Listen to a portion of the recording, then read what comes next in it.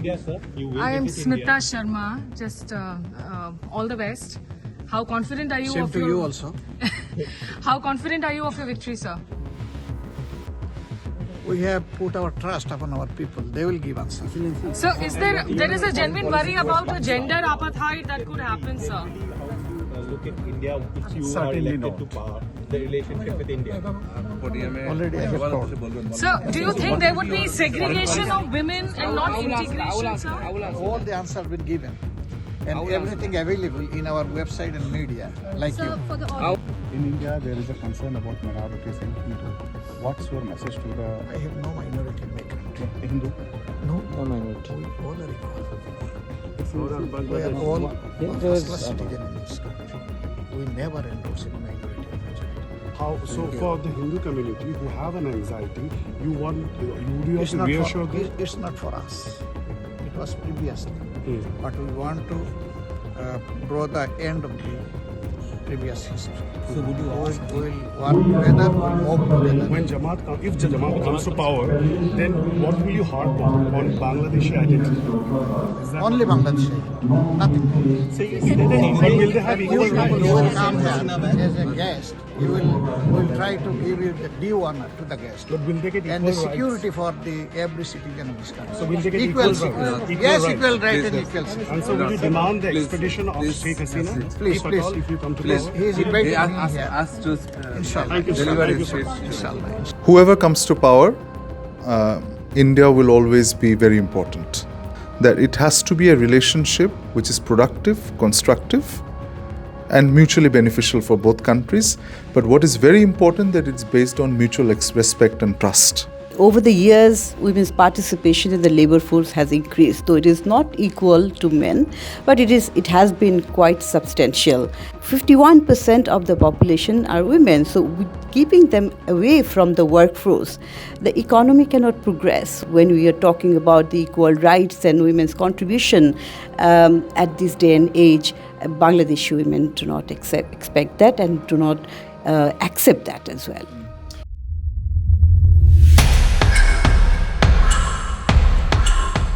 We're trying to gauge the political pulse here in Dhaka. Elections are scheduled for 12th of February. So what really will be the direction of our neighboring country? And how will this impact? How will the future leadership choose to take forward the relationship with India? These are key questions on minds of every Indian audience.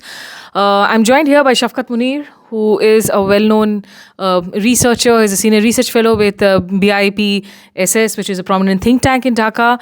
I also have with me Fahmida Khatun, who's the executive director for the Center for Policy Dialogue and really an economic strategic expert too. Thank you so much for joining me here. Shafqat, if I may start with you, do you really think this election is going to be a new beginning for Bangladesh? This election, thank you very much for having me. I would say that this election is very consequential for Bangladesh, chiefly for the reason that we are voting properly for the first time in nearly 2 decades. And there's a lot of hope and aspiration associated with this election. People really want to see the aspirations of the monsoon revolution realized after this election. You say you're voting properly, but there is one party which has been banned, which is the Awami League. So the election process may be violence-free. Does that still make it fair at the end of the day? Because if that was the allegation on the Awami League for keeping the BNP out. I think the matter is very different now. Yes, they are barred from the election, but they're barred for a variety of reasons related to activities during the monsoon revolution and also before that. And if Awami League had expressed remorse, if Awami League had owned up to their mistakes, if Awami League had even said sorry, perhaps things could have been a little different. But since they haven't done that, I don't think they have much of a sort of argument to make, because they are still dabbling in conspiracy theories. They're still denying the reality of New Bangladesh. I mean, when you look at the two parties competing today and their manifestos, both of them, of course, are talking a lot about economic development of Bangladesh. The Jamaat also says it will quadruple the GDP of Bangladesh, make it, $2 trillion perhaps by 2040. how do you look at these promises being made? Do they really look sustainable, or do they look like election slogans at the moment? Thank you very much. First of all, I would appreciate the fact that these parties have announced their election manifestos. And election manifestos are basically the philosophical, philosophical footing of a party, because if the party is, whichever party comes to power, this manifestos will form the guiding principles for any other short-term to medium-term plans and policies, for example, a yearly fiscal budget or the 5-year plan and all this. You're right that, in case of election manifestos, various promises are highlighted. Some of those are really sounds very lofty, very attractive. But when it comes to implementation, then the problem begins. And the ambition level in both the parties' manifestos have been quite elaborate and also quite wide-ranging. But I think, I have discussed a lot on the election manifestos of both the parties and had a comparison. So I would say, in terms of spelling out in more details, BNP's manifesto looks much, much broader and more specific and more elaborate compared to Jamaat, though they also have some economic plans. But my fundamental issue of any political party's election manifesto is that they have to implement that. And then you have to have two things. One is that time-bound, measurable indicators, and then the financing plan. Right. What would be the financial framework, how much it would cost, and where would that money come from? So these are my observations. I'm not going into the details of the $1 trillion and whether it is possible or not and how much growth. I have done those calculations also. But this is going to be difficult because of the fact that right now the economy is at a crossroads. Right. It was weaker in July, during the July uprising. Some of the indicators have started to turn around, but still the economy has to turn around further because many indicators are still at a weak stage. Economy will be a big challenge, but coming to that question of the foreign policy key points, the BNP says that there will be no interference of the Western, there should be a non-interference in terms of its policy approach, that, no puppet regimes will be operating. The Jamaat, they're focusing more on trying to build on its Muslim religious identity with nations. Where does India figure for both these parties? Whoever comes to power, India will always be very important. It will be very important because we share a border of over 4,000 kilometers with India. Whoever comes to power will have to work with India. But what we have been saying from the strategic community in Bangladesh, that it has to be a relationship which is productive, constructive, and mutually beneficial for both countries. But what is very important, that it's based on mutual respect and trust.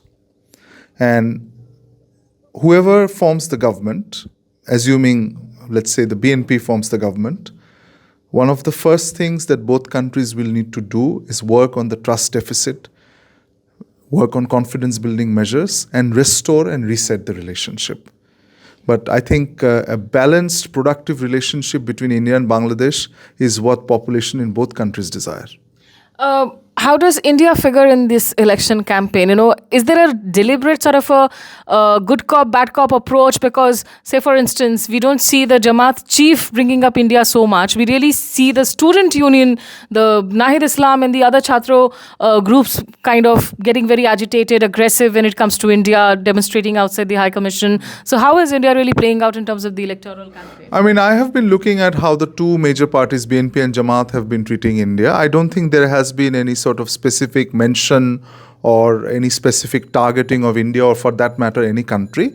They're all talking about a balanced foreign policy. Of course, other smaller parties might be saying other things, but everyone is talking about a balanced foreign policy and a foreign policy where we will pursue good relations with all countries based on our national interest. I think that is the general mantra that is governing the campaign this time. And as I said a little while earlier, that a productive, constructive relationship where we both understand each other's concerns and address the key issues is what the voters desire. One of the key issues and the irritants now is the presence of Sheikh Hasina in India. There's a death sentence against her. And she, of course, has also addressed the press while being in India. For the new government, do you think there will be added pressure for them to bring up the issue of deportation, of handing over of Sheikh Hasina? Or is it an issue that you see kind of going to the back burner for a little bit? It's a major issue. So right now, nobody is talking about it because we are busy with the campaign. But I'm sure once a new government takes over, it will be one of the nettlesome issues that they would have to deal with pretty early on. Because when it comes to Bangladesh, we have also seen over the past few years, one of the talking points was that a lot of women were added to the labor force.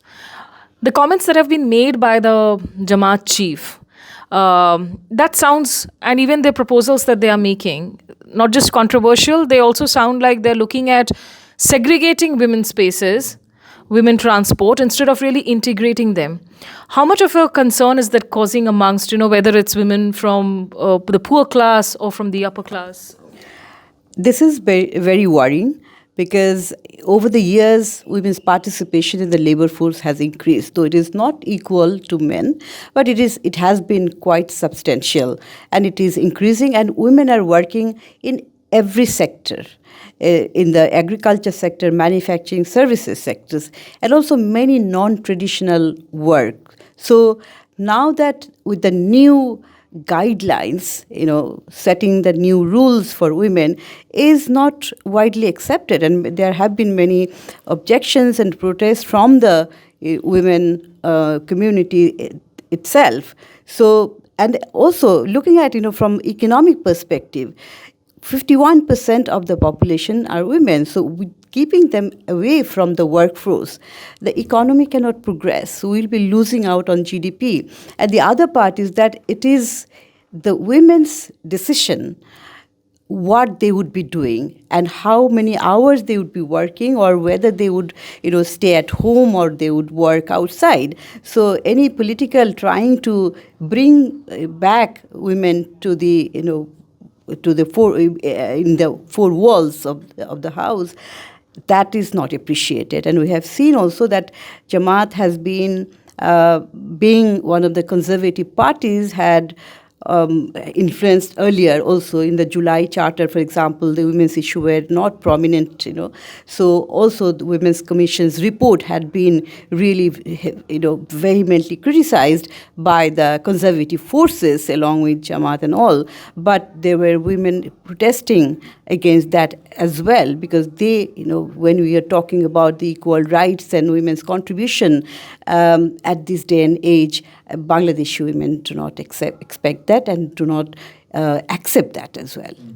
I also do see a lot of the young women who were out on the streets during the protests of 2024. They do seem to be hesitant to now come on camera, talk willingly. So has that kind of atmosphere changed what we saw in 24 and now even as you talk of free and fair election?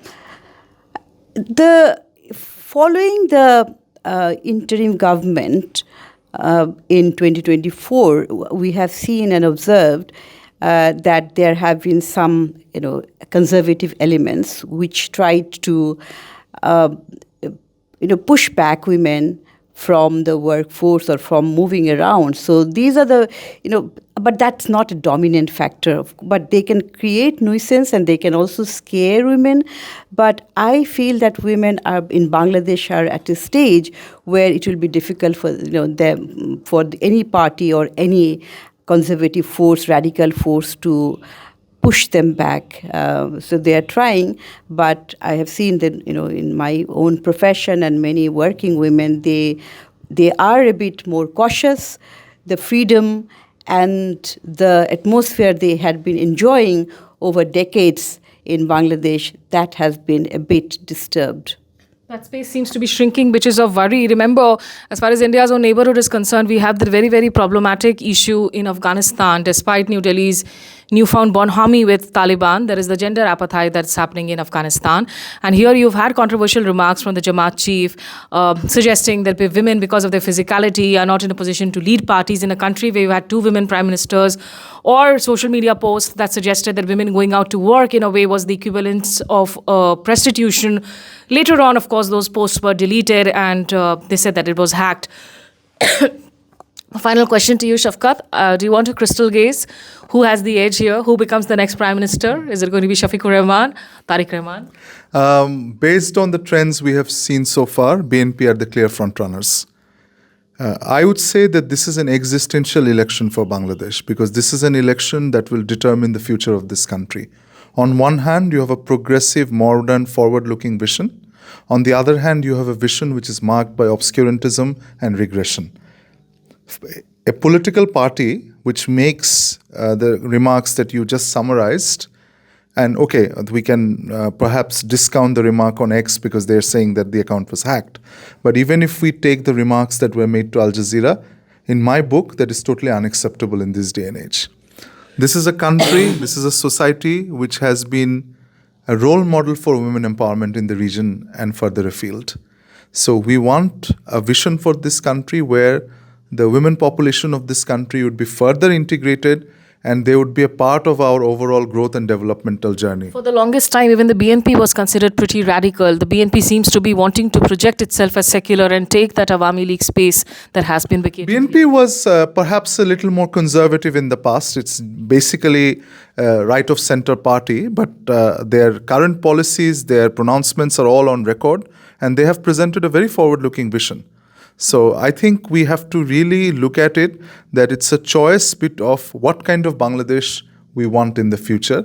And when we had the monsoon revolution and I spoke to you in August 2024, I had said this, that at our core, we are a country which believes in 1971, which believes in the Bengali cultural identity, and we believe in secularism. So at our core, that is basically the identity that most Bangladeshis believe in. So trying to impose radical right-wing ideology on us is not going to work.